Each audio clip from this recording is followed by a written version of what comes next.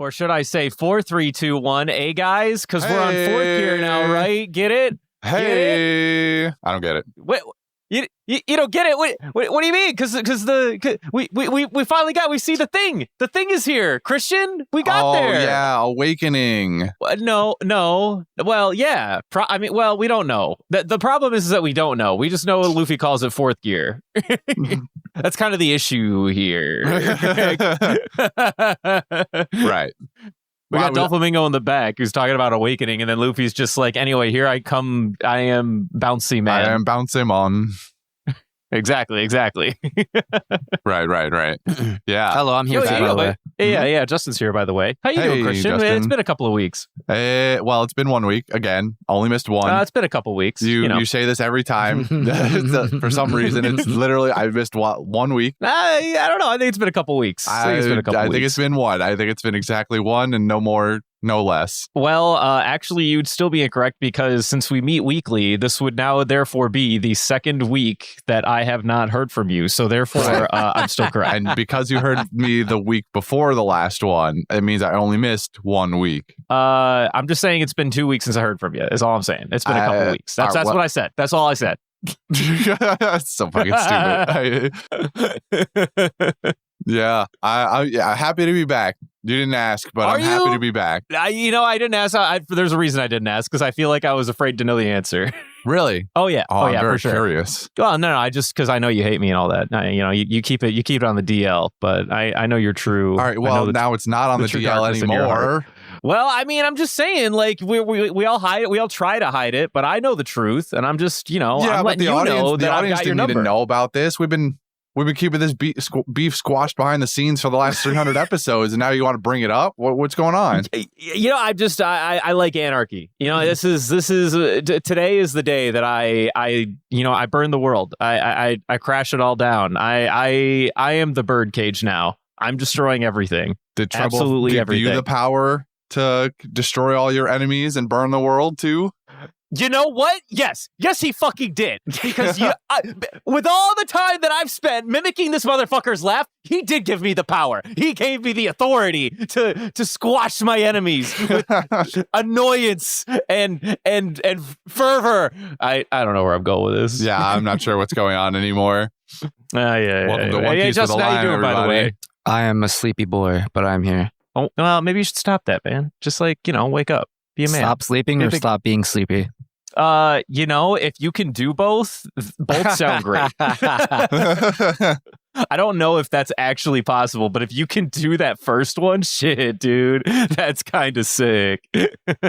Think awakened thoughts. Yes, that's what I need. Yeah. Think awaken thoughts. Justin needs an awakening. Mm-hmm. Justin needs his own awakening. Wow, I can't believe we're already here right now. All right, I'm gonna read the summary. All right, because I haven't read a summary in a long time. Ring that bell! Ding, ding, ding! This week on One Piece, the denizens of Dressrosa look on as Luffy and Doflamingo make battle shonen history. Luffy unveils his new power-up, 4th gear. With this new power-up, he's unlocked a plethora of added benefits. Spring-loaded punches that can pivot, the ability to essentially fly while T-posing and bouncing. But Doflamingo is not one to be outshined by anyone, because he too has a secret technique, Devil Fruit Awakening. Through his awakening, Doflamingo is able to turn inanimate objects in his presence into strings. With this, while this was no easy feat, Luffy seems to dominate Doflamingo, laying into him with punches that knock him across the sky. However, just when Luffy is ready to end the suffering for Dressrosa, he runs out of gas. Oh, and I think I just saw Doflamingo hit phase 2. Good luck, everybody. I think Doflamingo is definitely moving into phase 3 territory now. Awakening was definitely phase 2. Phase 2 was 100% Awakening, beyond a shadow of a doubt. In fact, I would even argue, I'd say that phase 2 might have been when he stitched his organs back together, and then he was like using his now Awakening is like his fancy move that he unlocked by getting in phase 2 that he was just saving for like a low health bar, and now we're in official phase 3 territory. You know, so basically what I'm saying is Doflamingo is just as much every bit of the protagonist in this story as Luffy is, because he gets 3 rounds. Wow. Yeah. I never thought it would get put like that, but Suddenly the whole Luffy loses twice and wins the third time thing makes way too many video game parallels viable. I'm just saying, man. I'm just saying. And then for the final bosses too. Yeah. Jeez. Wow. Yeah. This is really Doflamingo's story. We're just living in it. Absolutely. Not entirely incorrect. We keep getting these flashbacks, especially in this set of episodes where, was it the set? Oh man, it all blurs. I watched 6 episodes at the same time. Was this week when we got like Doflamingo family backstory, or was that last week? I think that was all last week. Okay, never mind then. Yeah. But he is still the main character, is all I'm saying. Yeah.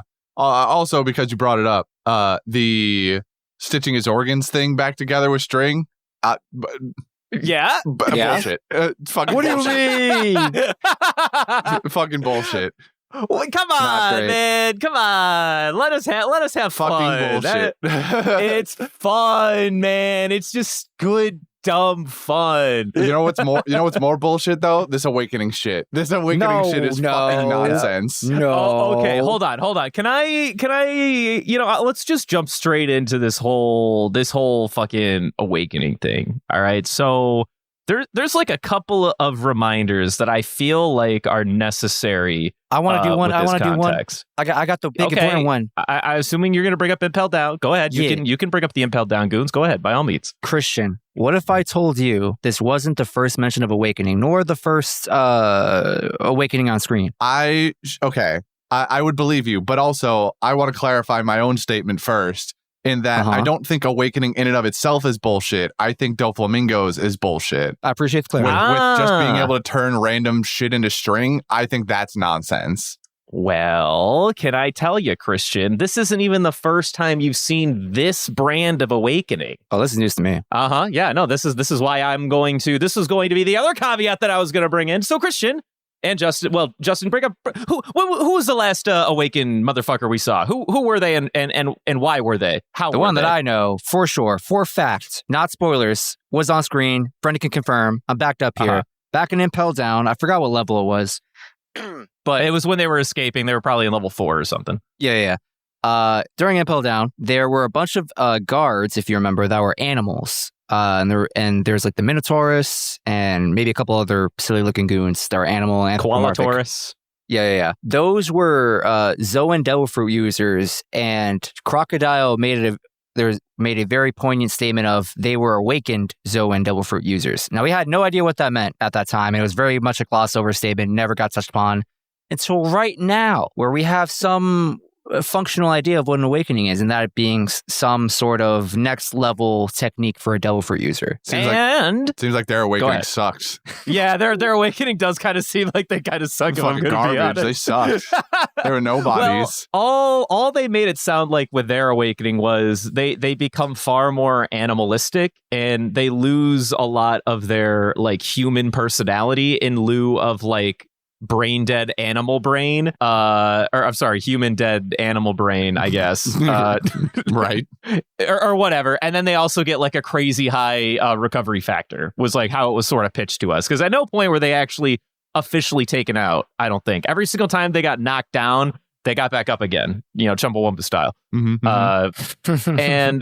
But however, this brand of awakening seems relatively revolutionary and fresh, not refreshing potentially, because I understand where you're coming from, but fresh to the naked eye. However, I would point to, and I guess this is technically hearsay by me, but I'm going to point to, once upon a time, we met a Logia, a sandy boy by the name of Crocodile, who did bullshit like this very same shit. When we were fighting him back in Alabasta, and he was explaining to Luffy what happens when you really upgrade your Devil Fruit and when you really get to the peak of existence is you could do shit like this. He puts his hand down, and we all know the bit where he sucks water out of shit and like shrivels everything up. I'm not here to argue with that.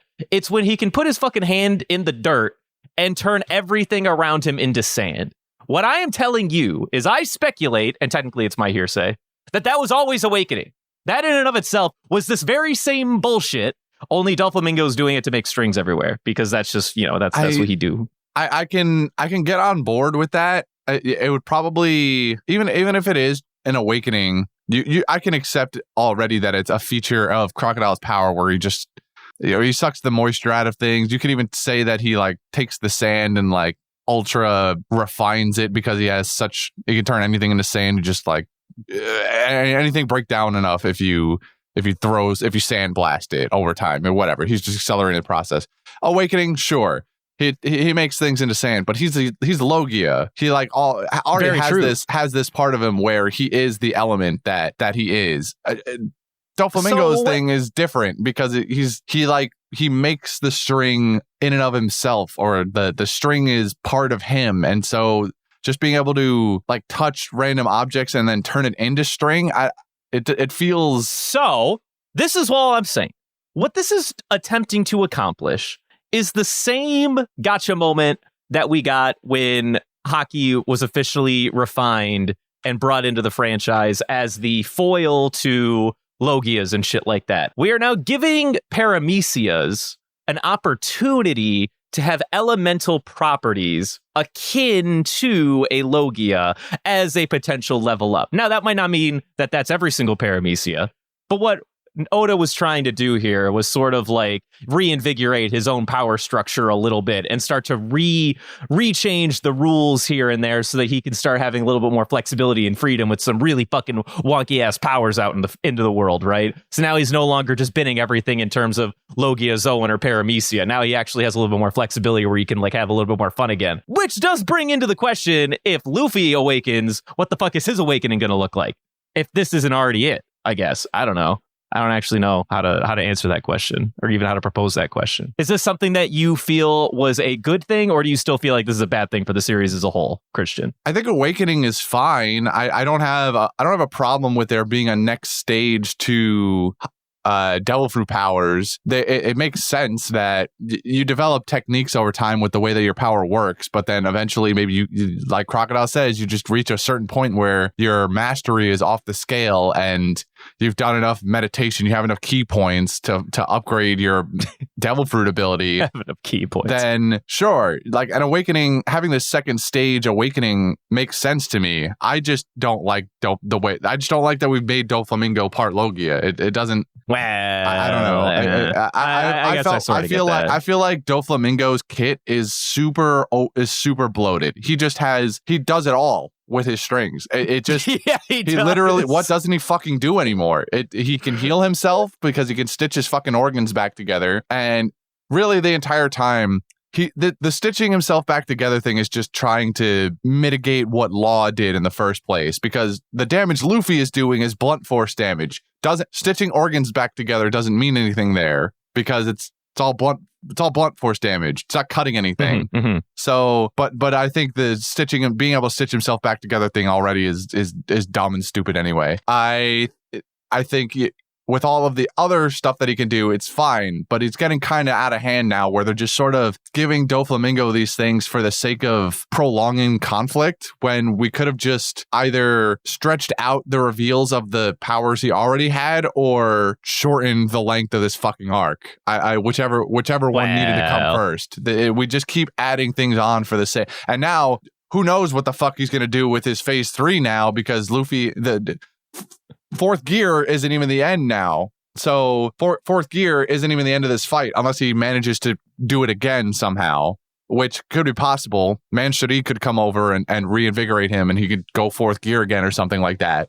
But I really don't know what more they could possibly do, but I'm getting a little tired of it. I'll be honest with you. Like the powers and stuff are cool, but it's just too much. Like he does everything. He has no weaknesses. He do kind of be doing everything. I think my only counter to your outrage, which I don't think your outrage is misplaced. I feel a lot of people by this point in this skirmish are in the same boat as you, where, especially upon first impression, you're just like, Doflamingo, my guy, your power is string. How can you do all of this? I think that from brain. Listen, okay, yes, Justin, that honestly is like the only way to like, stomach the answer. But I think from an outside perspective, like upon rewatch, I think someone like Justin and I have like a lot of appreciation for Doflamingo because we're only here for that creativity.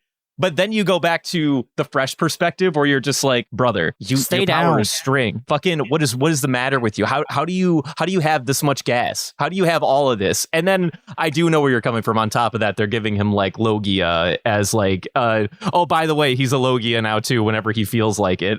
Yeah. maybe not elementally, like physically, like with his own body, but he can definitely just like start making his element, if you want to call it that, wherever he damn well please, out of anything he damn well pleases, which is kind of wild. But in my mind, again, as somebody who's like seen more of this franchise, I want dumb shit like that. I think now it is starting to get a little too much when supposedly Luffy's trump card with this fourth gear shit was brought out, and it looked like he was knocking the shit out of Doflamingo, only to have Doflamingo unlock phase 3. I could totally agree with that. To be perfectly honest, I do kind of feel like it probably didn't need to be drawn out.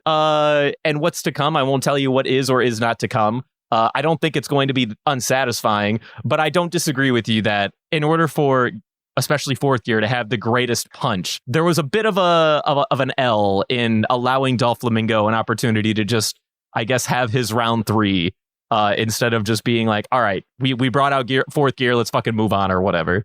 There's some truth to that. I would can't say disagree. that it, in my opinion, and in what I believe I remember about media across the land, we've broken some type of formula in some capacity where normally when a superhero or the protagonist gets like the super new cool power up, like a fourth gear-esque thing, that's supposed to be like their shining moment, their trump card, that's it. I'm like finishing this, my super duper move.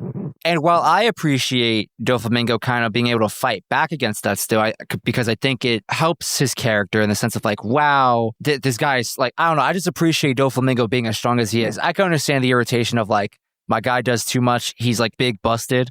And I can also recognize that, back to my original point, so we've broken that formula of like, okay, we get this cool new like Power Ranger Battleizer episode of like, oh, new form, new power, blah, blah, blah. But we didn't win yet, or as fast as like normally the formula would dictate. And so I could recognize why someone might be unsatisfied with that, whether it's because of conditioning or they're just like, well, what's the point of like making such a grandiose moment out of all this, right? I can understand that argument, but I think I feel that a little bit. I do think the way the plot has happened so far, it harms Luffy's Gear 4th debut at least a little bit, but I really like making Doflamingo OP. I don't know. I just like it. I just like the fight. I like what we're doing with him. I can appreciate the perspective on the power up not being the be all end all. I think that part of it is okay. Luffy can not win this part of the fight just off of Gear 4 alone, but I think just by nature of the fact that we've gone back and forth so many times at this point of gaining the upper hand, losing the upper hand, and repeating that cycle several times as Doflamingo just keeps revealing new bullshit that he can do, that's where my problem lies. If we cut out this part where, I don't know, like he can stitch himself together and he can make fire string for some reason. Like he has this overheat move that he uses. Yeah, right. He's what the been fuck doing is that? Like he's been doing that since like Sanji and him like fought for a minute in the sky or whatever. And I've been like, bro, what is this? How do your string have a fire aspect? Listen, hold on. I understand that frustration. But everyone in this universe has a fire move, as far as I'm concerned. But they make sense though. Like there's decent reasons for that. I mean, Sanji's is a little more bullshit than a lot of them. But it's based on friction. Like he spins really fast. Okay, he gets hot. Oh, sure, fine. I can suspend my disbelief there. That's how I think of the string. Gear 5, Gear 2. No, when does he do it? He doesn't do anything like that though. There's no. I just think time. of either he whips it or shoots it out hand. so fast it lights on fire. He doesn't though. It's just a hyper beam that he shoots out of his hand. He doesn't do anything. Luffy's Gear 2 Red Hawk is. That makes sense to me because he's already getting steamy from pumping his muscles.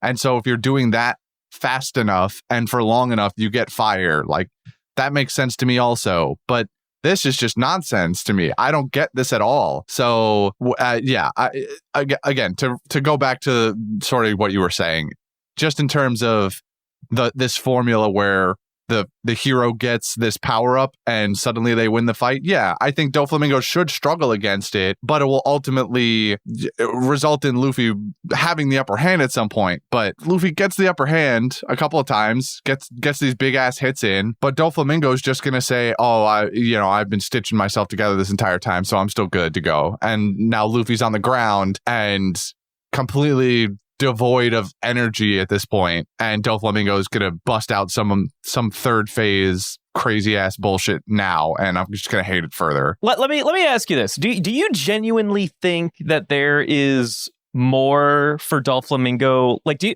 you think he's gonna have a new trump card in his sleeve, or At do you this think point, that we yeah. finally crossed it? No, You really do? They keep doing it. This Listen, is the brother, trend, brother. All right. So he always had a trump card for an attack that hit him, maybe, but eventually that barrel has to completely bottom out, right? Like he can't just have a solution for every attack that hits him forever. Eventually, Oda's going to get tired of writing that. Well, yeah, because eventually the arc has to end. But because of the way that this is going, where Luffy's now devoid of energy, and Doflamingo might not necessarily have another attack, but maybe he has some super regeneration, or I don't know. He's going to shed a layer of string, like Gaara's sand casing style. He's got string armor. And he's got fucking string armor on or some shit. Like, I don't know what it is, but there's going to be some technique that he used here or uses here that is going to be like the last thing that helped him survive or helps him fight Luffy. There's probably one more left, and then we'll move on from this, hopefully. It seems like it seems like there's probably like another dozen episodes left in this arc at a minimum. So the trend here is that Doflamingo is probably going to pull out at least one more bullshit, and then and that's not even factoring in this extra part that I completely forgot about, where we're going to have to deal with the Blackbeard pirates in some capacity, whether it's just Jesus Burgess or not, who knows? But he's trying to get his hands on Luffy because apparently he can also steal the devil fruit, maybe? Who knows? Yeah, it's kind of up in the air. So it's a little vague, but he says he wants the gum fruit, and we do know that his crew, that Blackbeard's crew, has been searching the Grand Line for powerful devil fruits. 1 and 1 would equate that supposedly Jesus knows something about how to steal Luffy's fruit or something. Supposedly. Yeah. I mean, maybe his statement is really just about taking Luffy and bringing him back to Blackbeard so Blackbeard can do it. But what I'm afraid of is that somehow they've compartmentalized Blackbeard's power or commercialized it and have figured out a way to create a device that just harnesses that ability, that particular ability.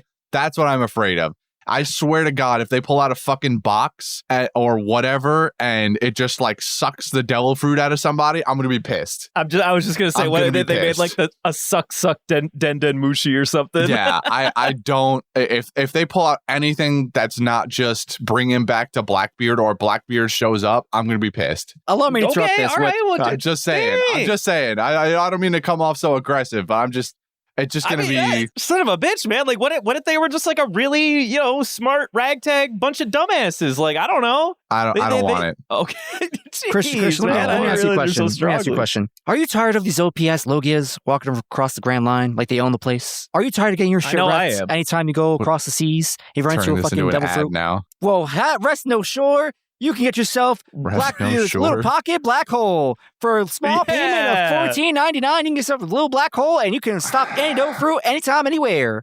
$5.99 shipping and handling. Thank you. I'm quitting. Come on, man. Come on. I don't want it's fine. I don't want it. Okay, well, listen, we don't know how he's gonna do anything yet. He might have like some kind of secret like knowledge, or maybe a secret device, or some combination of two. What if he doesn't even get that far, What if Luffy just what if he knocks doesn't him get in that the far? sky like Team Froggett or something? What if Fujitora comes out of nowhere and just goes like, hey, who are you? And then he's just like, oh, I'm a pirate. And then Fujitora's like, I ain't letting you do that. Fujitora would know. Fujitora would know who Burgess is, first of all. I mean, if he announced himself, he's blind. Yeah. Come on, He doesn't know him off the rip. Nah, he's got observation. He would know. his hockey can read the all right. wanted posters. What?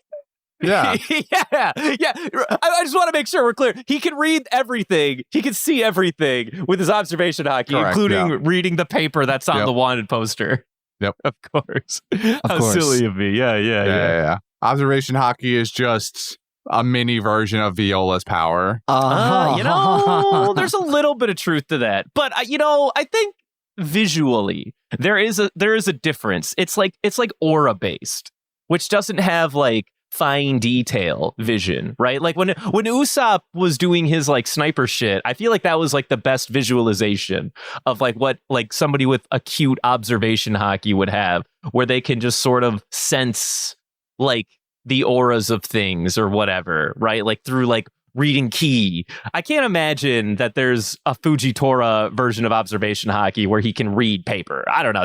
That feels a little far-fetched to me. Nah, it's his observation hockey is so fine-tuned that even the little dips and valleys and imperfections in the printing process of the papers okay. make Here we his- go. They show up on his enhanced observation hockey because he doesn't have to focus on his sight aspect anymore. You know, they say in real life that if you lose your sight, your other senses become more acute because your brain doesn't have a waste processing power on it anymore. He can smell the different inks that are on it. He can smell the colors. So his observation hockey is even more fine-tuned than the average observation hockey user because of the fact that he doesn't have sight. You're only proving my point. He's just Daredevil. This is amazing. He's Daredevil honestly, with a little extra resonance, a little With more more extra flavor. clarity. Yeah, more flavor. I think I'm on board with this, actually. This sounds like a great idea. In That's what I'm fact, saying. Speaking of on board, I'm also on board with String Armor Doflamingo. Just gonna put that out there. But also, I am too. I mean, see, that's the shit that would make more sense to me. You know, just the strings have already proven to be super hard and cut through anything, whatever. That part's fine. Just cover himself in the string, make it look like himself. He already makes the string clone. It's all the same shit, basically. Just put it on himself instead. I had an idea. Okay, I know his whole motif boy. is like a flamingo thing or whatever. Yeah. But right. what if we went full spider motif and his final maneuver is a cocoon, like a spider Okay. cocoon? It'd be a real But then hard left what does he turn. do with it? I just want to see a cocoon, mostly because it makes you think of Gaara's sand What do you mean you just burial. want to see a cocoon? Makes you think of Gaara's sand burial or sand coffin, whatever he calls it. Both, neither. Okay. Well, Yeah. that's his. I think you're thinking. Well, sand coffin isn't an offensive move. First of all, Yeah, it's when he like surrounds people in the sand and then Yeah. crushes them with Yeah, we get the the- cocoon of string. so it's he an offense move. surrounds people. Yeah. Yeah, and then he just constricts it. Yeah, sure. That's fine. It's the move that I've been asking Bartolomeo to do with his barriers this entire time. But I will say. So regardless of the bullshit of Doflamingo and of course the sheer audacity of the man and the audaciousness of his gloating, we did give Fourth Gear today. I don't want the people at home to forget. Christian, do we like Fourth Gear? How'd you like it, big guy? So yes, no. On the flip side of Doflamingo's bullshit, Fourth Gear is fucking sick. Thank you. Fourth Thank Gear you. is sick as shit. Now, I will upset Right, the audience and tell them that I've already seen what Fourth Gear looked like, so the actual visuals of Fourth Gear I am familiar with. Yes, the yes, of power course. set I have never seen before. It's not out of this world new. But there are a few moves in there that are definitely an upgrade to things that he's already done. And I think are very fun upgrades to things that he already does well. Like, for instance, his ability to fly, basically. Yeah, his T-pose flying. It's so fucking dumb. It's basically just the moonwalking ability, but he uses the facets of his devil fruit to do the moonwalk instead, which is just hyper pressurizes his legs and uses the air pressure to bounce himself off the air, essentially. Yeah. So, It's the same idea behind Moonwalk. He just does it way better because of his devil fruit. So I think that's fire. Then there's I think the most really new version is what does he call it? Culverine, where he can Culverin, Culverin, where he can just on like at 90-degree angles, he's using his arms can just turn on a dime to follow their target until they reached whatever the intended target is.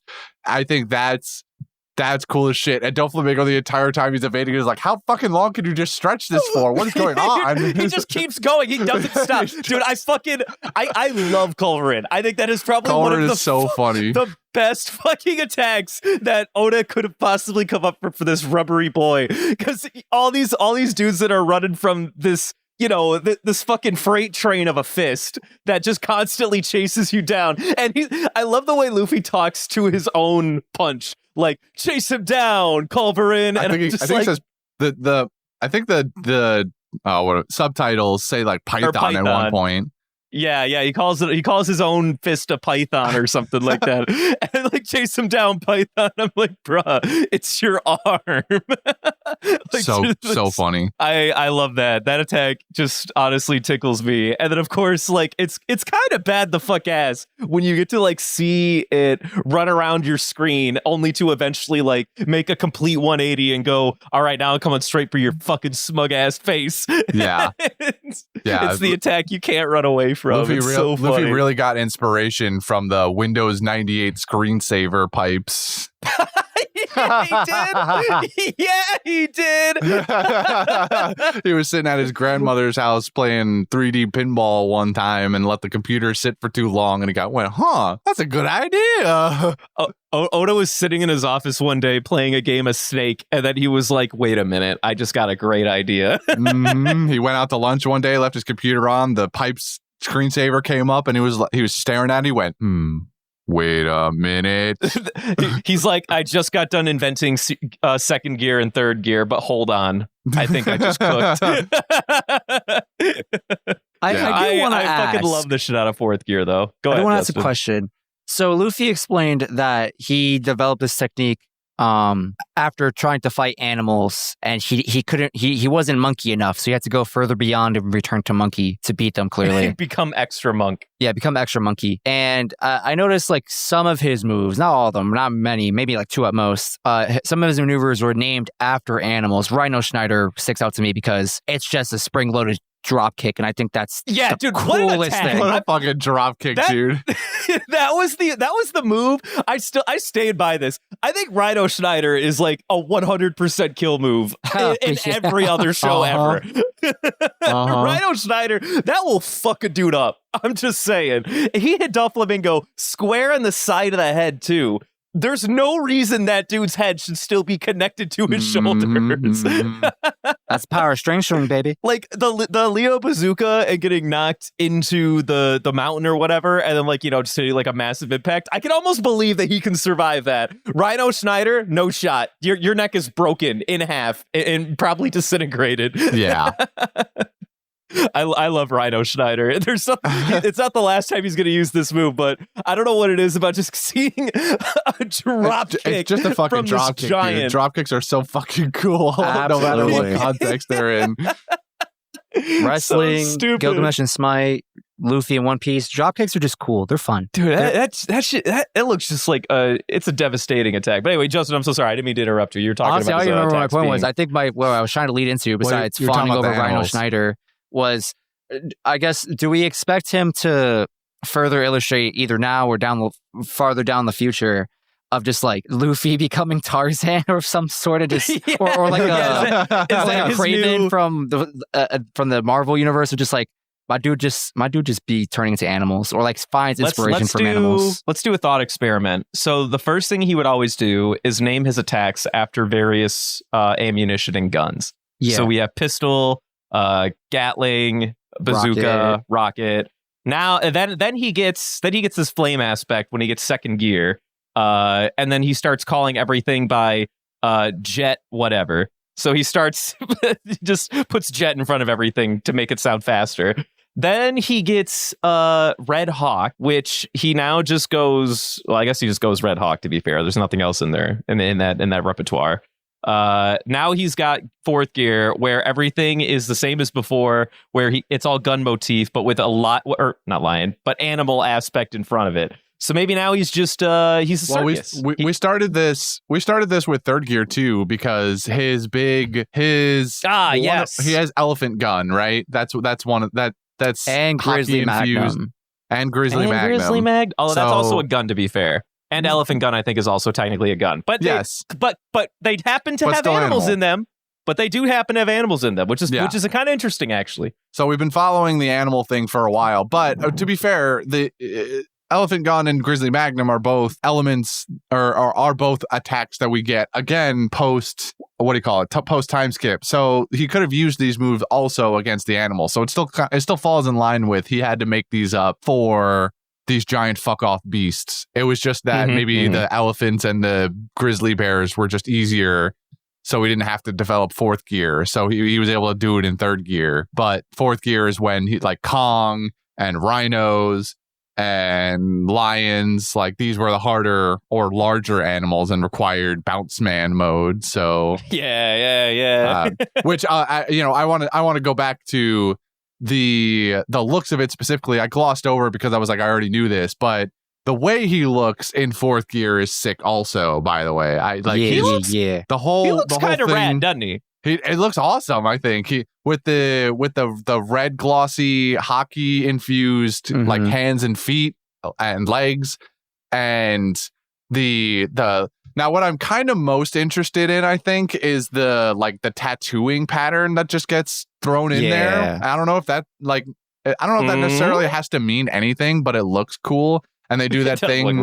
They do that thing in that transformation where they layer over the actual texture of the gum fruit, so you can see the purple gum fruit in the back and the swirls, and then they make it, it fades out and it's the tattoos instead. So I mean that just has a flavor for the anime was really cool. But then he's got the tattoos all over his upper chest and his back, and then he gets the black eyeshadow also, which he fucking slays, by the way. He slays. Fucking just so slays we're clear. that shit. I think it looks really cool. I had a minor theory on on why his arms and legs are kind of red instead of just standard black armament hockey, and it for sure. My thought process was, and they continued to refer to it as armament hockey the entire time, but just before this, we see a clash of the two using weaponized conquerors hockey. They call it color of the Supreme King or whatever. Yeah, color of the Supreme King hockey or whatever. Conquerors hockey. Yes. And so I was thinking that this is, instead of just being standard armament hockey, it's really more like weaponized conquerors hockey instead, or maybe armament hockey infused with conquerors hockey or something like that. Because in that clash, when they're kicking each other, you get these like red lightning bolts coming out of the contact point between them. So and now Luffy's arms and legs are this red glossy hockey instead of just standard black armament hockey. So I was like, I think you're cooking, man. I really do. I think you're cooking. I would be afraid to delve into that conversation any further for risk of giving you too much detail or information. But I definitely think you're cooking. I won't tell you if you're on the money or not, but there's some thoughts in there that are happening. I will say too with Luffy's this form of his armament in Gear 4th and whatnot. I love the one time when Doflamingo tried to fucking block one of Luffy's punches, and they were both using armament hockey, and then Doflamingo's like, God fucking damn it, that shit hurt. Yeah, Gear 4th to me is really like just that one guy you knew in high school who would like jab you on the shoulder, like in his mind really lightly. You're like, okay, whatever. And then you just feel all the pain resonating through your bones, and you're like, why does he punch so heavy? Yeah, dude. In my mind, this is like Doflamingo. When you use armament hockey in general, it's like punching somebody with brass knuckles. That's what I imagine in my brain. So Doflamingo's still trying to use his brass knuckles. Luffy just became a steel girder, and he's still trying to fucking punch his steel girder. My favorite part of this is Doflamingo getting absolutely fed up that because he's rubber, he still maintains the rubber boy properties. So his skin in and of itself is hard as shit and will deflect attacks easily. But then that time Doflamingo goes to kick him, it bounces like Luffy's body bounces in balloons, and he gets pinged off. And Doflamingo's like, but he's fucking rubber when he wants to be. He's hard as shit when he wants to be. It's bullshit. And this like you're talking about the kid in high school who like jabs you and doesn't know his own strength or whatever. I'm thinking about the kid in elementary school who just goes, nah, I got an invincibility force field, like a la kind of Barto, where he just crosses his fingers. Basically Barto, yeah. Where he's like, my skin's hard as shit. And you go, oh, okay, well, I use a piercing move. And you go, actually this time I'm still rubber, so I just like bend out of the way. And you go like, well, what the fuck? Yeah, you can't have it both ways. Pick your fucking lane and stay in it, all right? What's going on? I love this bit, too, because it plays just like in the earlier, like, parts of the franchise when Luffy would get shot with, like, a bullet, and then he'd, like, go like, that won't work, and, like, send it off fucking back flying. Basically, the same bit plays out here, where Doflamingo tries to, like, kick his stomach in, and then Luffy does his, like, Superman pose, like, that's not gonna do shit! And then Doflamingo's like, but why? What the fuck? You bastard. You rubber bastard. Yeah, Luffy gets to have a little bit of his own moment where he's like, haha, now I've got the counters to all of your bullshit.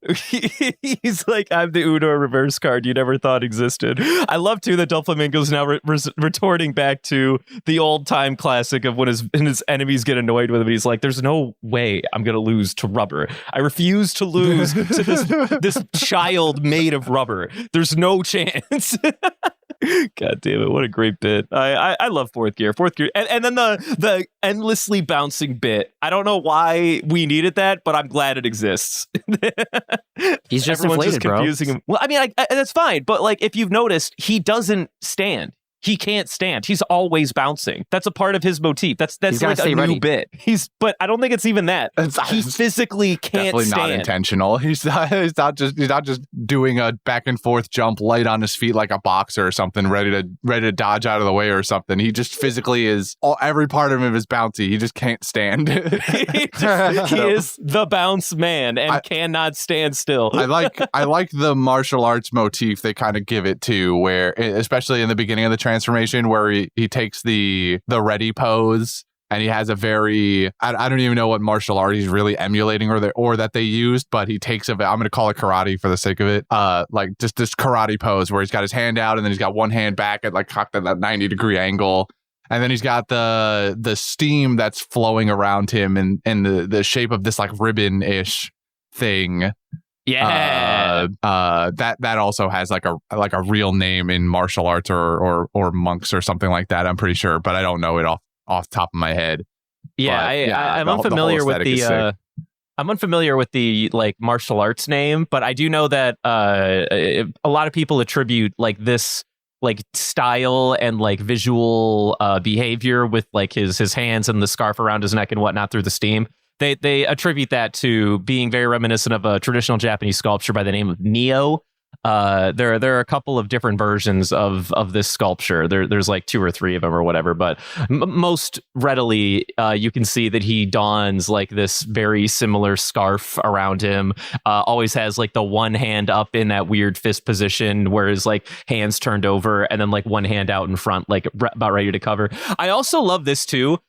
When Luffy is doing this shit with his arm up and then like his other hand is out and whatnot, the way that he's like is like using it is sort of almost like he's using it as like a reticle, and I love that. I don't know what it is about that bit, but I think that's fucking hilarious. Yeah. Oh, I see this. I looked up the statue quickly. Yeah, I see the resemblance. Yeah, it's It's very akin. It might not be the one-to-one direct, translation of it. Sure. But a lot of people just kind of like and even also No, go it on. also bears a very strong resemblance to our very own Edaru from back in Sky Island days, Sure. when he turned into his giant lightning god form and then was like, "Aha! I am now this like lightning god dude." And then Luffy's like, "Look at me! I'm a bounce ball. I'm a bounce ball. I'm made of rubber. Look at me. Look at me, dude. I made out of rubber." Yeah. And the kind of meaner face that Luffy gets put onto is reminiscent of this Neo statue as well. Yeah, I'm for glad sure. we mentioned that because apparently I blanked out and missed you referencing it as I was reading this line about it. Yeah, I'm here. I'm paying attention when I'm recording. Welcome to the recording, Justin. Oh yeah, We're 45 welcome minutes back in. to the recording, my guy. Nice. Welcome to be here. How do I jump back in? I see. Yes, Buddhism, very nice, very cool. Shout out to Neos. Yeah, right. Good game. Yeah, good yeah, games. Honestly, I thought the same thing. I remember my question. So last week, we asked Devin about what he expected Gear 4 to look like, and he was Right, like, "Well, yes. Toei makes both One Piece and Dragon Ball Z, and Dragon Ball Z is always like held as like a measuring stick for these kind of things." And so I guess I want to know your opinions. One, if you can remember, since you watched all these episodes back to back, I don't know if you ever got a chance to make some type of preliminary image of what you envisioned Gear 4 to look like before seeing the real thing. And then also, I guess I would ask, how do you feel Gear 4 compares to like, Super Saiyan for Goku? Well, to answer your first question, again, I've known what fourth gear looked like before really I even watched One Piece. I remembered seeing this picture. Well, how about this? How about we at least throw this extra caveat in there? We're very confident that Devin knows what fourth gear looks like as well. But at the time, we didn't have a name for this version of Luffy. So Right. in his mind, he could still like theorize that maybe this wasn't the version of Luffy we were going to get yet for fourth gear. And maybe this version of Luffy was going to be a later thing or something. But did you know that this version of him was fourth gear? Let's say. I mean, I definitely figured that this was going to end up being a fourth gear maneuver. Probably, once we started getting the gears, I was like, okay, so this other image I have in my head of a version of Luffy, especially when we start doing the armament hockey thing with the black instead. Yeah. Then I was like, okay, so this image I have is definitely a gear down the line. And when we're getting to this point where we're in his second gear form and third gear form, he's using armament hockey. I'm like, okay, so it could be an upgraded form of second gear because it kind of looks similar where he's red and he's got the black armament hockey on, but more likely because he gets so fucking massive Becomes an absolute unit. he's a fucking unit. It probably had to be fourth gear in my head, and it would turn out to be a correct assumption. So yeah, fair enough.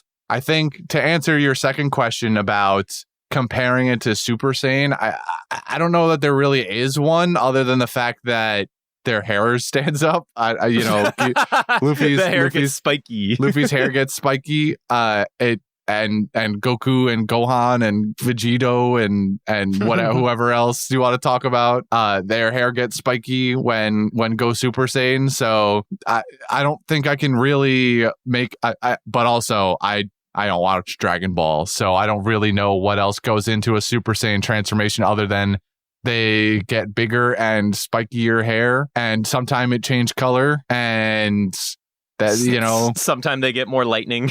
sometime more lighting effects. Yeah, it feels like those are really the only comparisons here because it's different power sets and different universes worth of rules. So I kind of agree. I think trying to compare shonens together, at least something like One Piece versus Dragon Ball Z, at least from like a 1-to-1 perspective, is kind of hard, and it's a bit of a. They do a lot of like instant transmission ing style moves, though. I guess if you want to be doing also that, they do be doing that. I always Just laugh to before myself Rhino whenever I see like clips of Dragon Ball on the internet, and I just like hear familiar sound cues. I'm like, oh, that's that thing from One Piece. And that's also the other sound from One Piece. I see what you're doing, Toei. We're We're using recycling. assets. Yeah, you're using Well, assets. yeah, they're trying to save some fucking money, man. What the Yep. hell? Yep, I mean, yep. I don't really experience it in other media. Although I feel like especially anime has gone on, I feel like a lot of sounds are shared. Like there's like particular sounds from Yu Yu Hakusho. I can't like specify at this moment, but when I hear them on other anime, I'm like, that's the thing. That's like either the intro, like when the chick. Anyway, that's the point. I just like recognizing sounds from other shows. That's it. Okay, fair enough. I'm glad that you found something to like here. I also really like that he named him Bounce Man, aptly named Bounce Man, because he do be bouncing though all the time.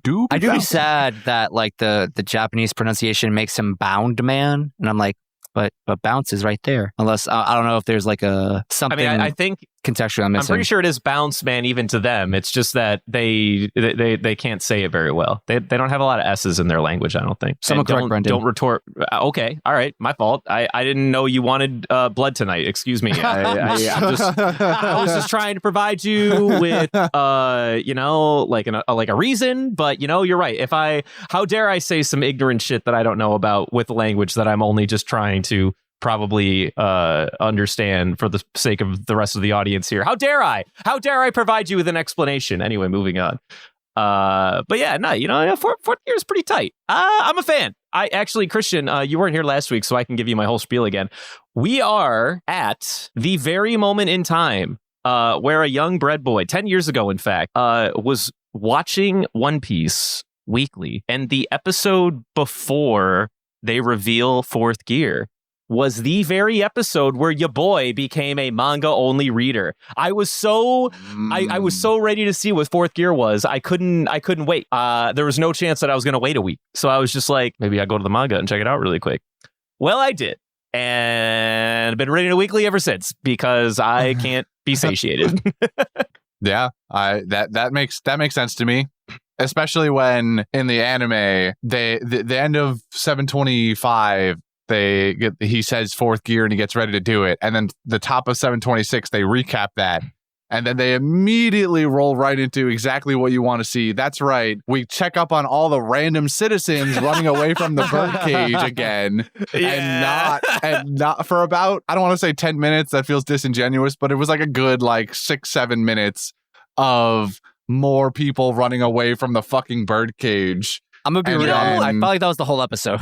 At least majority. It was 6-7 minutes of that, and then we're catching up with the various other factions that are just standing around the island, and then we get to something slightly more important with Leo and Manchiri reattaching Law's arm, and then we bounce back to Bounce Man. I think I have a hot take. Mm-hmm. I've gone through phases of being a pro One Piece sort of guy. I think so. This is like a set of an episode that is a great example as to why One Piece exists, because per your exact notification or note, there was a lot of random recap that most people would say was completely unwarranted for the general public because we just wanted to see what fourth gear looked like.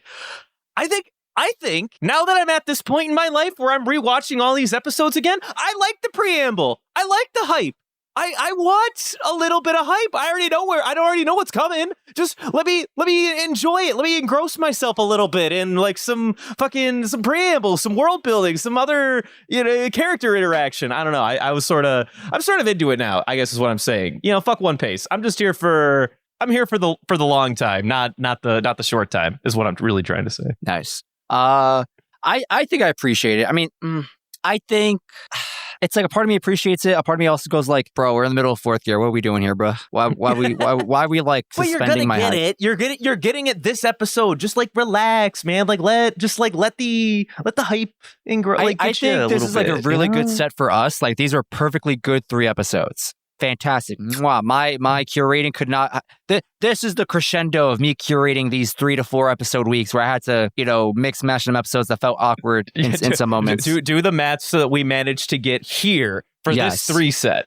Yes, I had to do that math. It was painstaking. I was so mad I had to break up that Senior Pink stuff because I was like, "There's no way I could convince him to watch like either I just couldn't convince you to watch like more episodes in that particular moment. I was like, I know it's not going I to work. appreciate you, episodes. Justin. Thank you for all the hard work you do for us. But yeah, I actually really liked King Riku's speech and seeing all the citizens like just in some capacity kind of lose hope. It's the general maybe not apathy, but like the general selfishness of everyone. Like, I just got to save myself, and there's just everyone else who's like they're getting left behind, and they're like, that's it, GG. Little Granny fell on the floor, and her granddaughter's like, Granny, you got to get up. We got to keep running. And she's like, nah, sweetie, this is my time. You go on ahead. And then King Riku is just like, listen, this young man is fighting for us. We only have a couple minutes left. It's either we're all going to die or this guy's going to win. But regardless, it's going to happen in 10 minutes. So use your last 10 minutes of life to go run and try. And just cling to hope. And then that old lady did. That old lady, yeah, she did. Yeah, she abandoned her granddaughter, as far as I'm concerned, honestly. Well, the granddaughter was keeping pace. They're both world record sprinters, apparently. No, there's literally a scene of them both running together. Yeah, they are. They are both running together. I guess I missed the granddaughter taking off too. No, they're both running with like the same posture too, with like the blade hands as they're like sprinting down the road or whatever. Now, yeah, it was actually kind of funny. Oh yeah, they're both I think that was like one of the only instances in which I cared that they preambled it with people running away and the city being destroyed, because this is like the 4th or 5th time at this point that we've spent a 5-minute chunk just watching random people run from the strings. I don't. The first time, sure, this is what people complain about in Marvel movies, where we just don't give a shit about all the buildings and the people that are in them that are dying. So I can appreciate the first or second time we're like, oh, okay, let's take a look at all the random schmucks that let us in this universe that would be getting completely fucked by this. Okay, fine. Then we do it like the 3rd, 4th, 5th time. I'm like, all right, I get it. Like, we don't need to keep doing this. Is filler. It's just here to save animation time or budget or whatever the case is, or to stretch out the chapters so that the episodes are longer.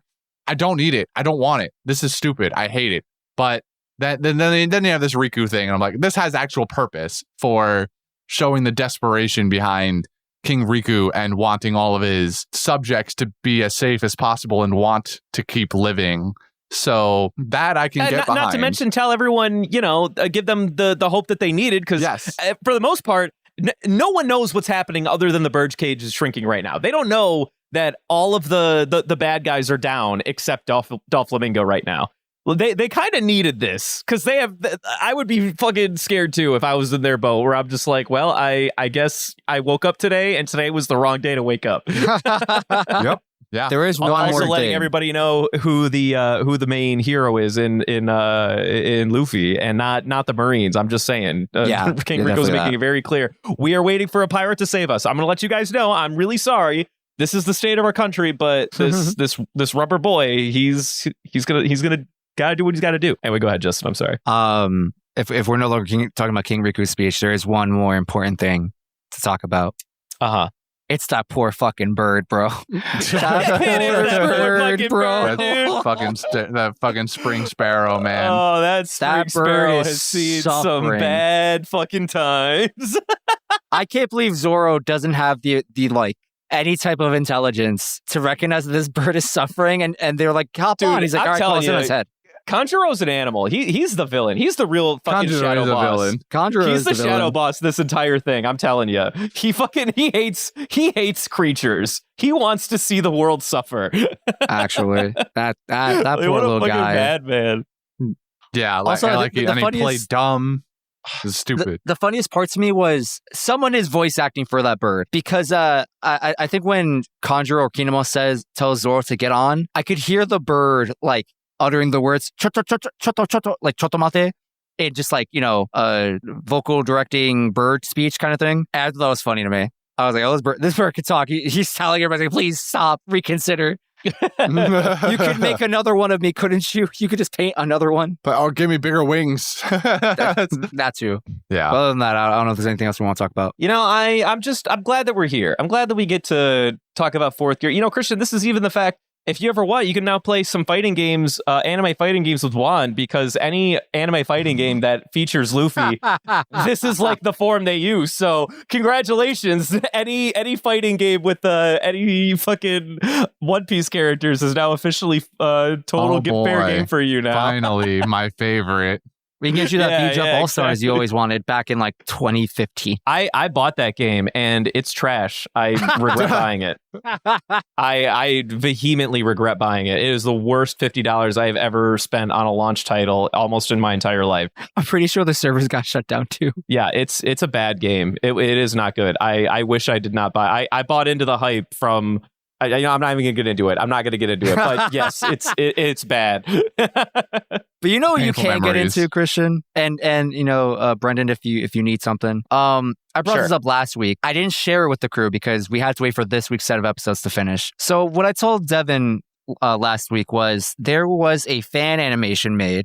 It's up on YouTube. It is basically the scene of it starts off with the Conqueror's Hockey clash between Dofi and Luffy, and then transitions to the Gear 4 fight, or at least the beginnings of it. Someone took that scene and did really cool artistic magic editing that I have no insight about, and they replaced the characters, primarily Luffy and Doflamingo, with Tom and Jerry characters. Doflamingo is Tom, and Luffy is Jerry the Mouse. And bro, when I tell you this is the greatest piece of media I've ever seen in my life, I am not joking. Homie's a little obsessed. I'm familiar with what he's talking about, but man, I have not pitched it with as much enthusiasm as this man has done for you this evening. Well, I gotta see I this love now. it. I think it's great. This particular video, you can find. I'll link it to you after this. But for anyone out there who is listening, we'll try. Hopefully, Jody remember to put the link in our description. But if not, go to YouTube. You could just type in Tom and Jerry One Piece, and you will find a video under the channel name Datara69. And it'll say Luffy versus Doflamingo version Tom and Jerry. That video is gold. I can't believe it's only 2 years old. This is amazing. All right, well then there you go. Just everyone check it out, I guess. Also, coincidentally, there is a different YouTube channel. Their name is in kanji, so I do not know how to read that. They also make One Piece edits using Tom and Jerry property characters. Those are very spoiler heavy, so be forewarned. Even like the thumbnails are super heavy spoilers, but I think they're great too. Those are funny. But yeah, I don't know. I think we covered. I think I covered everything I want to talk about with this set of episodes. Fourth Gear, Doflamingo doing Doflamingo things, just being the absolute fucking Melania that he absolutely Melania. What the fuck is the chick's name from Elden Ring? What's her name? You're talking about the like the guys. Let me solo her. Yeah. What's her name? Melania. That's what it is, right? Or Melina? Yes, you have Melania. Melania, thank you. Why are you sitting there fucking laughing at me? I don't know. It was just like funny watching you go like Melania. That Melina. Well, fucking tell me that. I'm asking you. What the hell? I know you're asking me. You're sitting here like fucking laughing at me when I'm asking you a fucking question. What kind of friend are you? The one that enjoys watching you suffer for other people's entertainment. Bullshit. I'm asking a genuine question here, and you're just like, go ahead, keep trying. And I'm like, no, fucking tell me what the hell I'm trying to think of. Yes, Melania from Elden Ring, yeah. Jesus Christ. I don't even know what my thought was. I'm fucking moving on, all right? Anyone else got anything? On. No, fuck you. I'm done with this. I'm out. I think I'm good. I think I said my nothing? piece. Great. Next week is going to be 729 to 731. Who's got quotes?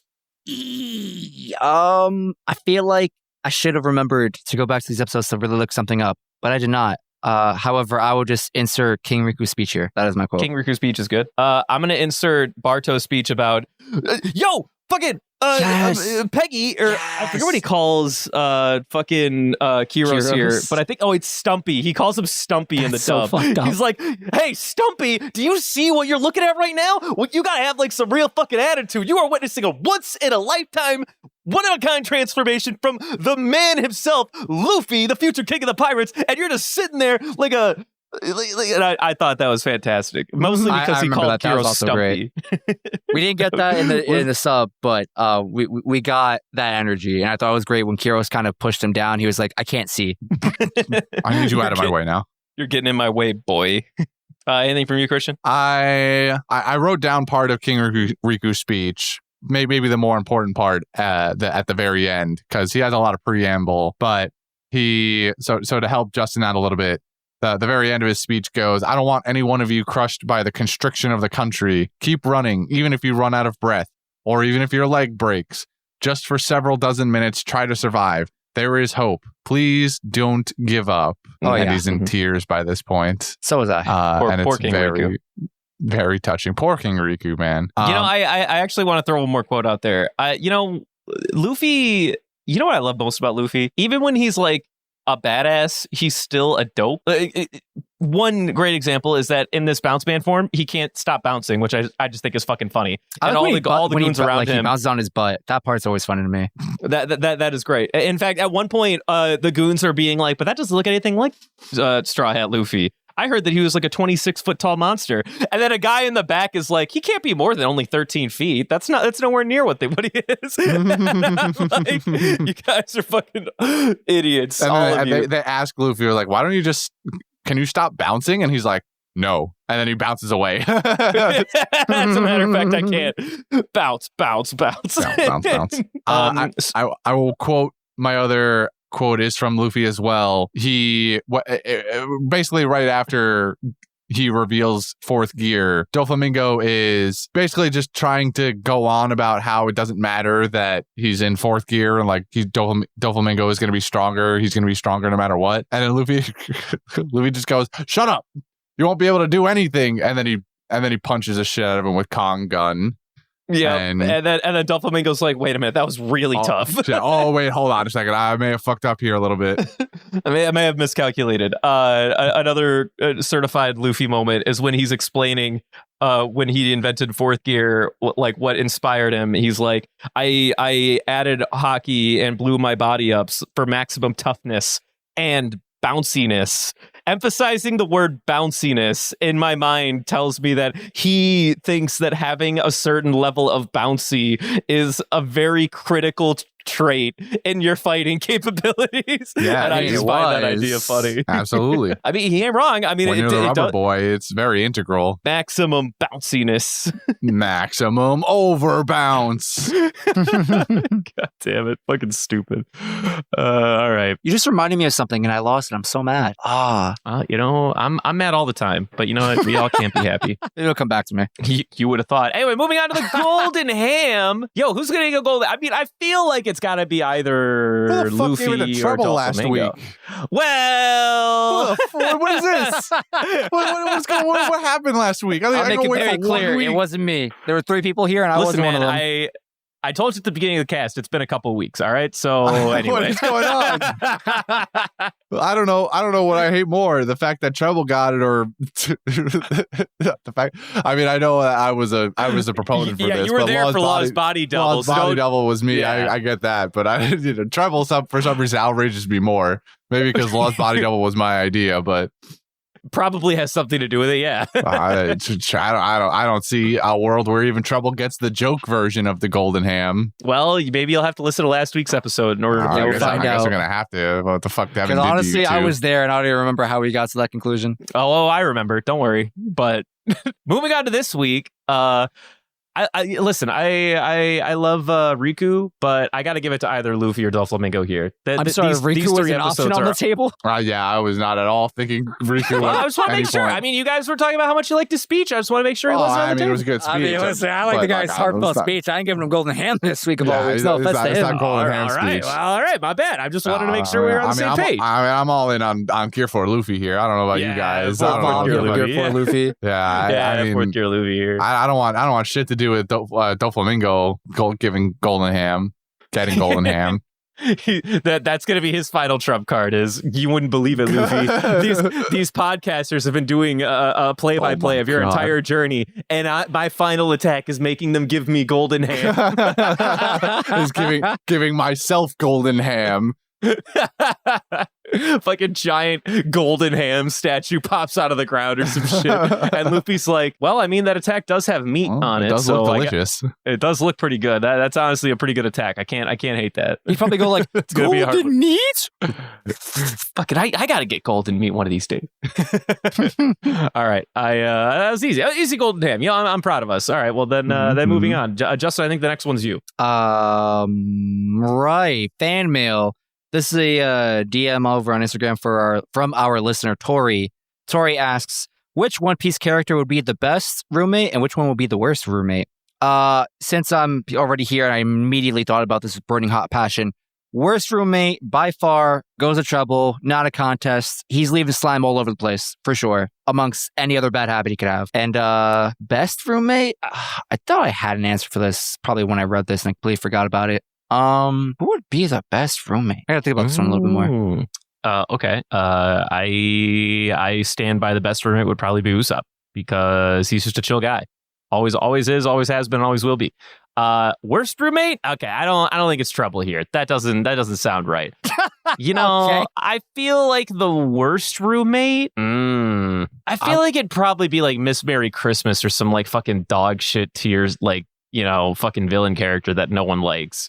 Or everyone's favorite sleep paralysis demon, Chapapa. No. He'd be a pretty bad roommate. That's a bad roommate. Pretty bad. He'd be a pretty bad roommate. I'm going with Chapapa, actually. You know, I'm not sure. I'm still contemplating. Fukuro. I'm still contemplating the best roommate, but I think a good candidate for worst roommate is Magellan, the warden from Impel Down. He's a pretty bad. He's a pretty bad roommate. It's a pretty bad roommate. That would not be a good roommate. Anytime he rips ass, you're literally dying. Yeah, you are dying for 18 from 18 hours a day fumes. or whatever it is that he said he sits on the shitter. Okay, I think I got my ideas for bad roommate. In my brain right now, it's a tie between Robin and Jinbei. I think they're clearly both very respectful people. Like they were respect like the commonplace. Say that again. Sorry, I think did he say bad roommate or did I just imagine? You definitely said bad roommate. Oh, okay, you said my bad bad at the time. Yeah, I definitely meant good roommate in this case. Robin and Jinbei are tied for me right at the moment. Okay, clearly respectful of the common shared areas. They just don't seem like messy people. They just seem well maintained in like all aspects of their life. And I think they could both hold like, you know, fun conversations, fun times, good vibes. Can they? Robin never wants to talk to anybody. Maybe she wouldn't offer, like she doesn't initiate, but I think you could ask her questions and she wouldn't mind talking to you. I think she'd just be annoyed after a while. I mean, are you interrogating her or you're just talking to your roommate? Like, what are you doing? I'm just saying, I don't think she has ever expressed any character trait that made her seem like the kind of person that wants to talk to anybody. I mean, she's sociable when she wants to be. I don't know where this is coming from. That's what I'm saying. I'm not saying she's antisocial. I'm just saying she doesn't go out of her way to talk to anybody. And like, I feel like if you pester her for too much, she'll probably just be like, I'm done with this conversation and go back to reading your book. I'm going to level with you. That feels like a harsh leap in character judgment, if you ask me. Yeah. I don't know, man. I'm just saying. She likes sharing knowledge with people. So if you ask her about the things she's reading about, and maybe she'd be open to educating you. Is this how you talk to your roommates? Do you go, hey, yo, buddy, I don't have roommates. Can you tell me all about that book that you're reading, or like all about that video game you're playing? Yeah. Like, that's not how roommates hang. That's just not how we hang. You've never just asked them, like, noticed they're reading a book and been like, hey, that title sounds like it could be interesting. What's that about? No, I don't care. And I bet they don't care to tell me either. Like, because I respect their fucking personal space and their personal time. That feels like a personal issue then. I don't know. I feel like asking someone I don't know. that I feel like I have the most level-headed take here. No one who's reading a book has ever been like, I can't wait for people to ask me about this book. All right, you know, this is wild to me. I think you have literally never had a roommate is the real problem here. You dormed. That isn't your family. I dormed in college for a couple of years. Okay, well, I've lived with roommates for the better part of my adult life, so I'm just saying. I agree that you have more experience. I agree that you have more experience, but I've had not with books, think you have but with like take. Games. Yeah, like Robin is social. The function still works. I've asked people like, hey, what's that game that I've never seen before, and they're open to like talking about it. Nobody's ever been like, fuck off. I think I figured it out. They're asking you guys, and the reality is that both of you guys are just the bad roommate in every scenario. That's what it is. That's why you have bad takes. Now I get it. Now it all makes sense. All right, you can continue your thoughts. We're talking about leap and logic here. Character assessment. Jeez. I think Robin is definitely the perfect roommate for someone who wants someone who's quiet. If you're looking for someone more lively, Jinbei's the play. So I think Jinbei would be the kind of guy who you could hear laughing from his room. And if you're not necessarily into that, that might be annoying. But also he's definitely down to like, I don't know, invite you for like a cup of sake or something. But if you really just want like a chill, mostly to himself roommate who isn't like unsociable enough where you couldn't approach them and be like, hey, you want to like, I don't know, play Jackbox or something, then that's your like roommate. I don't know which one I would want preferably. I really don't know. I feel like depending on the day you would ask me, I'd just flip flop between Robin and Jinbei. But those are my top two for sure. All right, was that everybody? Did we all answer? I don't think I ever actually really picked up best. I think I agree that I don't know. Like picking a best roommate is harder than a worst roommate. There's just so many characters I already dislike that I'm like, whatever. It's also really easy to be roommate. a bad roommate. Like just one big enough flaw could just ruin everything else you're good at. Personally, I think like it could just be anything. Like if you're like, a roommate who doesn't do your dishes, that alone could like drive someone to like want to evict you, honestly, among any of the myriad of bad habits a bad roommate could have. You know what I mean? I feel like the bad aspects of a bad roommate somewhat overshadow like the good qualities of a good roommate sometimes. Right. Yeah. I don't know. I think maybe I'll just pick Chopper. Nah, dude, go with the funny answer. Pick Frankie. Pick Frankie. Yeah. Frankie can make a bunch of funny haha machines and stuff. Frankie is definitely the frat boy for sure. If you're trying to relive your college days, go with Frankie. Yeah, that's a good idea. Actually, I think I'll go Frankie. You know who'd be a great roommate? Foxy. Absolutely not. Absolutely the worst. Once again, I'm the only one with any level-headed takes because I've actually been there before. It's like, I'm a hero. You can praise me. It's fine. Hero's not a word I use lightly. But I think we finished. But if you said it about me, I'm not gonna argue.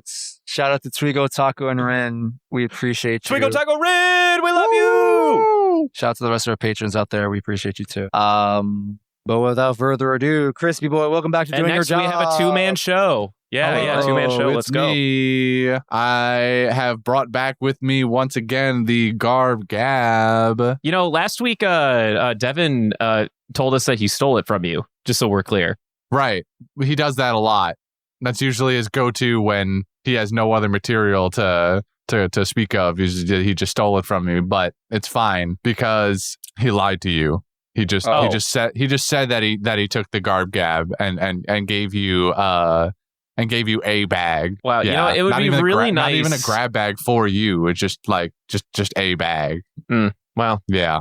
It's almost like we only have ever had all of these problems with miscommunication on what bags we're bringing when we brought in this whole Gab situation. I don't think that's true. Like maybe we should retire the Gab. I think very frequently the grab bag also switched hands and was lost to ether and burned and destroyed. So it feels like a wild take again from best roommate Brendan here. So I don't know, man. I'm just saying. Best roommate Brendan. He says what he sees. He says what he sees. Well, he says what he sees, right? But what he sees is utter nonsense and might also be a little hallucinating. So, that's all I'm saying. Now, last time I know last time with the Garb Gab, Justin, I may have assaulted you a little bit with paintballs that I hope the welts have healed a little bit.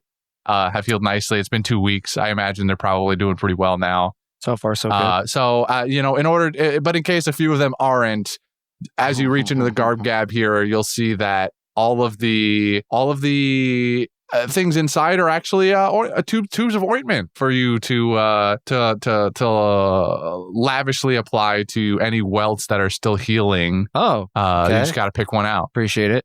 Excuse me. Oh, that's nice. I dig around and I pull out this little doohickey, little tube, and it's it's hemorrhoid cream. I don't think that's what I needed. Well, that's what you got. So looks like you're gonna have to make it work. Unfortunately, you picked the wrong ointment today. Yeah, I didn't really think there was like a whole roulette aspect to this, but really that was my mistake for making such an assumption. But anyway, my hemorrhoid cream on the back reads ingredients including water, glycerin, and career day. Okay. What does it say we're careering? Oh, someone. I feel not like the darndest idea who every forgot time, to put that down. Right, yeah. where we keep doing that, I think. Which stinks because that would therefore mean that we don't really have career day ready, do we? Well, this is what someone would call a pivotal moment, or a moment to pivot, rather. Right. Where we could choose to just stop in our tracks, or we could press onward in a different direction and do what we need to do to get our best results in the heat of a moment, you know? And so are we career? We didn't do the string through what we want to do. Oh, okay. We're gonna do the string fruit because I was thinking about this. I was like, did we do that? And I remembered, no, we did Leo's fruit with the stitch. No, let's do Treble's fruit. Let's do the fucking snot fruit or whatever the fuck that shit is. Ooh, that sounds like a good idea. Yeah, let's force Justin to make this devil fruit he hates applicable to real life. I like idea. That. Why is Christian supporting you right now? Perfect. So career daying the sticky fruit. Yeah, baby, the sticky fruit. Christian, what happened to you in the week you were gone, bro? You know, I think perfect for the sticky fruit. Just using this weird flammable aspect / explosive aspect to it is just like manufacture. You could just use it to manufacture actual explosives, like C4 plastic explosives, where instead of just needing the C4, you just stick a bit of this in it, make it bite-sized, and then you can use it, give it to the police. They can blow, door handles off or whatever. Or if you need larger explosives, you give it to the military and they stuff a rocket full of it and carpet bomb, everything's sticky, and you're like, what the fuck is going on? And then suddenly it all goes up in flames. I think only because I want to try to avoid jobs where we just essentially turn anyone with a devil fruit into their own manufacturing center. I'm gonna take it in the same vein, but try to give it a little bit more personalized. I'll just call him a demolition man, dude. He's the guy they call when they want to, get started making the Panama Canal. He's out there. He's laying the stick, and then he's like, "All right, who's got the match?" And then somebody's like, "Don't worry, boss, I got a lighter right here." And he's like, "Toss that shit." And next thing you know, they blow an entire fucking continent in half. That's what I imagine this person's doing. I mean, that's all the Panama Canal is. That's how they blew it up. They fucking dynamited the shit out of it. They technically fucking tore a continent in half. Technically. Well, this may not be the most structurally sound practice, but I was considering Trouble or someone with the sticky fruit to become a bricklayer. And, you get into the construction business. You don't really need cement, because you got cement on demand with all the sticky. That seems like a terrible idea, actually, in case that building ever catches on fire one day. Listen, in the pursuit of not paying for cement, you got to cut some corners. All right? That's all I'm saying. You got to cut some corners. Well, I feel like it's maybe not the right corner to cut there. Listen, I'm pretty sure there are plenty of people in the business who've done far worse. That's all I'm saying. No, what about that? What about this? What about this? He the person with this fruit owns two companies. They own a house building company, but then simultaneously they own an insurance company. And it's just fraud. That's the capitalism I love to see. Absolutely. Make your own problem and your own resolution. Nothing but profit. Let's go. That's what I'm saying, dude. That's what I'm saying. You fuckers. How much did you insure your home for? Oh, 500,000 was it? Wow, it would be a real shame if somebody were to walk up with a lighter. Wink, wink. Sure, it would be a shame if there was a section of the house that had some exposed, not concrete, keeping your house together. Oh man, what a great fucking idea! I love this plan, actually. Okay. What else is there for somebody with the sticky fruit? I mean, I guess there's always the classic anything that is like about binding shit together. Like maybe they can be like a trash ocean collector. They throw their mucus out there. That's kind of good. Yeah, that's not too bad, right? That's like good for the environment. Well, yeah. The only, again, you have to find a way to unsticky it, but especially if it's stuff that is like non-plastic stuff, maybe it's just like paper goods. Like you have a self-incinerator then too. You just set it on fire on the spot. We don't burn the plastics. We don't want that. But yeah, we burn everything else, of course. we burn like paper materials or other kind of waste that's just not plastic. But well, this is why we do the tried old method of what they did in Futurama, where they slapped all the waste onto a rocket and hurled that shit into the sun. Yeah, that's what we should be doing. Then the sun explodes. I mean, the sun will be fine. It'll handle it. I'm sure it'll handle it, right? Yeah. I wanted to also have the person with the stick fruit to be some sort of like restoration person where they take like old broken shit and put it back together with sticky.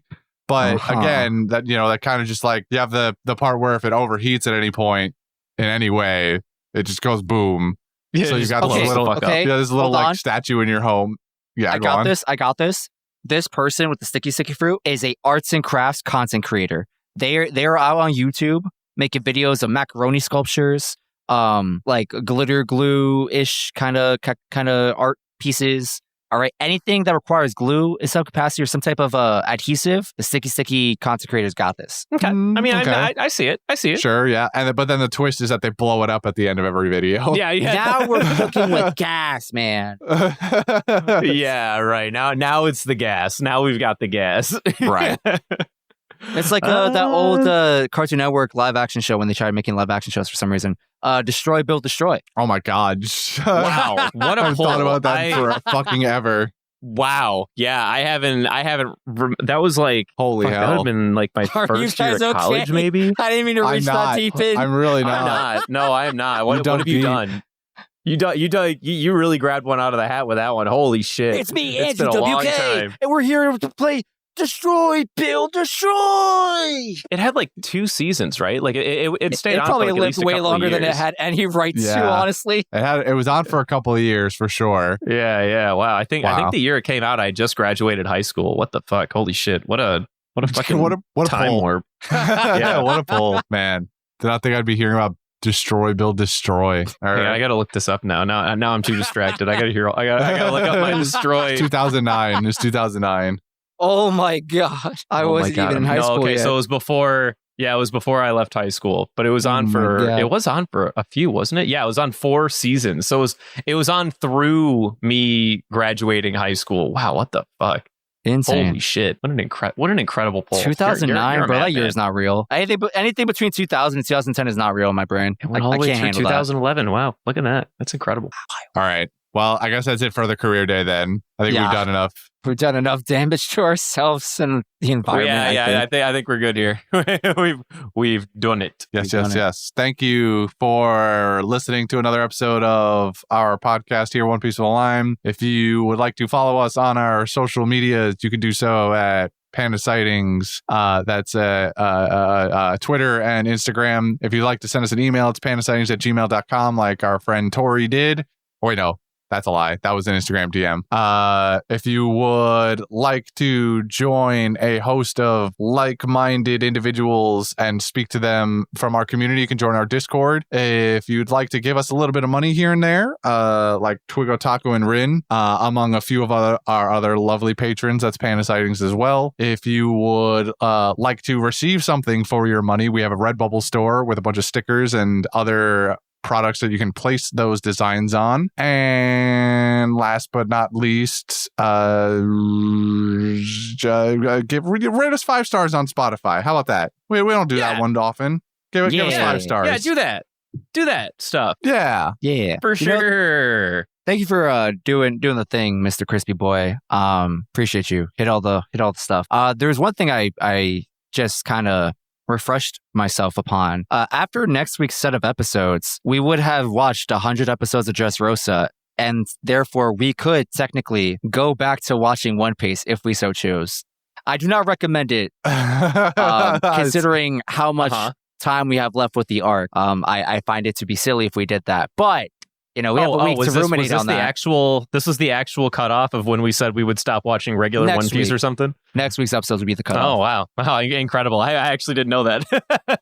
So, if you want to do some delegating amongst yourselves for next week. I don't know. I just want to say we watch regular One Piece. We're fine. I definitely support that. I definitely support that. We've been doing great. We've been doing great. I say we keep doing great. We're doing great things. We'll find out what happens next time in 2 weeks, when we tell you we either stuck with traditional One Piece episodes or swap back to One Piece, I guess. I think we'll probably be sticking to standard One Piece. I don't think we'll make the switch back to One Piece. Yeah, I think we'll be fine. You heard it here first, folks. Find out next week if we're a bunch of liars. Find out next week if we're a bunch of liars. All right, well, fantastic. All right, then. All right, if you don't mind me, I gotta go. I gotta go pick up my new plaque. Actually, I actually just got one made on Etsy. What is it? For what? Yeah, it's. I decided after our conversation, I've got Best Roommate Ever award that I made to me. So I gotta go pick it up from the Etsy store down the street. Yeah, okay. deal. Yeah, it's gonna be the Barack Obama meme of him putting the medal around himself. It's gonna be Brendan handing himself this fucking Etsy plaque. Exactly. Made of paper mache. Why? Thank you. I just wanted to. It gotta work fast. When brilliance strikes, you gotta make sure you capitalize on it. Of course. You gotta treat yourself sometimes. Yeah. I feel that. All right. So if you don't mind me, I'm gonna go get it. All right. So thanks for listening, guys. I hope everyone has a great day or evening. Bye-bye. What he doesn't know is I'm the Etsy seller that he bought it from. Oh. It's gonna say worst roommate on it. Scandalous. Okay, did we stop?